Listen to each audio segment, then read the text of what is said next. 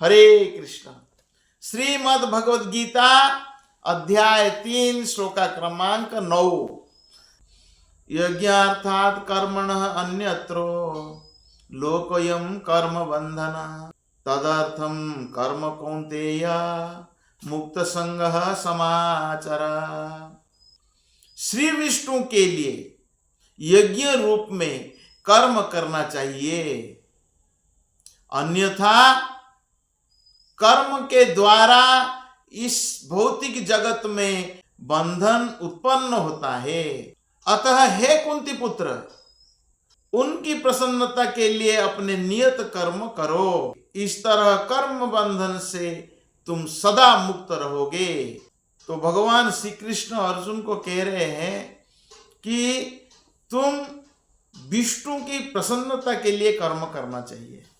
प्रभुपाद जी कह रहे हैं मनुष्य को शरीर निर्वाह के लिए कर्म करना होता है।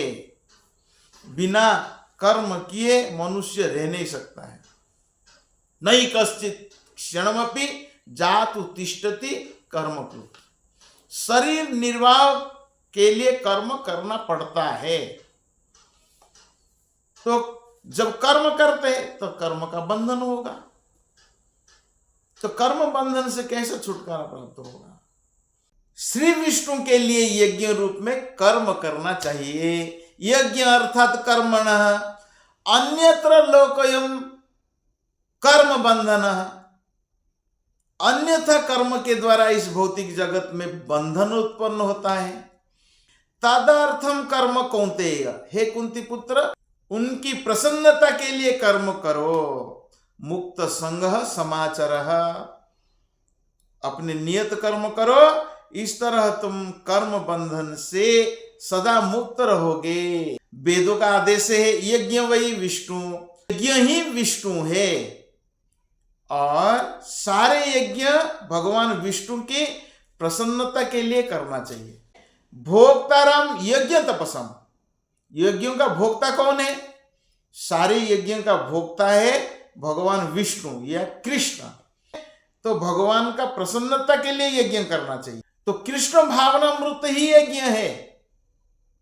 वर्णाश्रम धर्म का भी उद्देश्य भगवान विष्णु को प्रसन्न करना।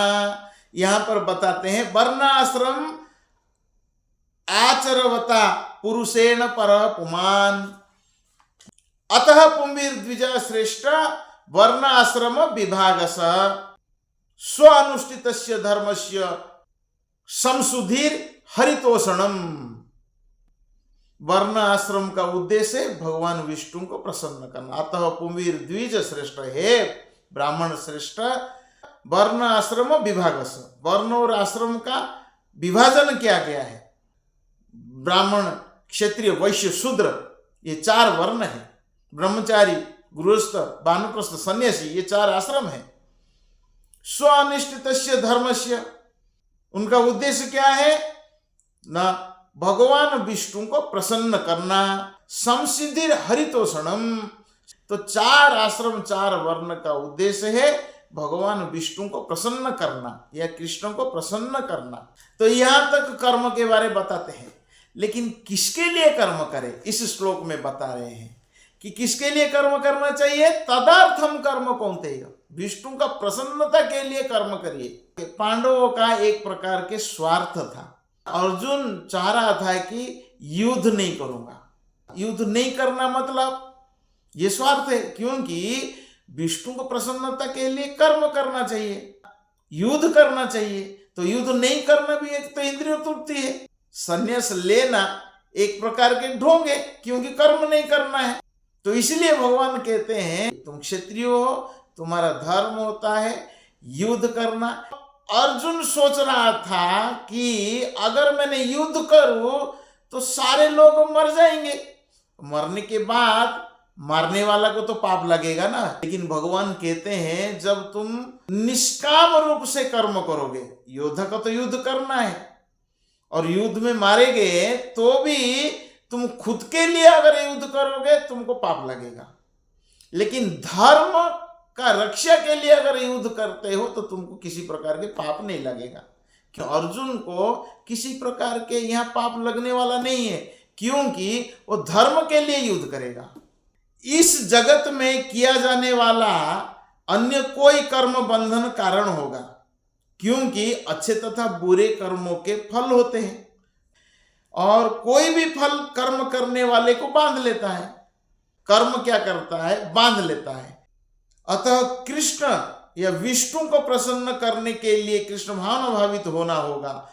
यही महान कर्म कौशल है। इसीलिए अर्जुन को धर्म का रक्षा करने के लिए युद्ध करना चाहिए। तुम इस तरह तुम कर्म बंधन से सदा मुक्त रहोगे। भगवत भक्त के निर्देशन में या साक्षात भगवान कृष्ण के प्रत्यक्ष आदेश के अंतर्गत जिनके अधीन अर्जुन को कर्म करने का अवसर मिला था, मनुष्य परिश्रम पूर्वक कर्म करना चाहिए। इंद्रिय तृप्ति के लिए कुछ भी नहीं किया जाना चाहिए, अपितु हर कार्य कृष्ण की प्रसन्नता के लिए होना चाहिए। इस विधि से न केवल कर्म के बंधन से बचा जा सकता है, अपितु इससे मनुष्य को क्रमशः भगवान की वो प्रेम भक्ति प्राप्त हो सकती है जो भगवत धाम को ले जाने वाली है। इसलिए अर्जुन को भगवान डायरेक्टली कहते हैं तुम युद्ध करो। धर्म के लिए जब युद्ध करोगे तुमको किसी प्रकार के पाप नहीं लगेगा। अगर स्वार्थ से प्रेरित होकर अगर युद्ध करोगे तुमको पाप लगेगा। निस्वार्थ से विष्णु का प्रसन्नता के लिए कर्म करो।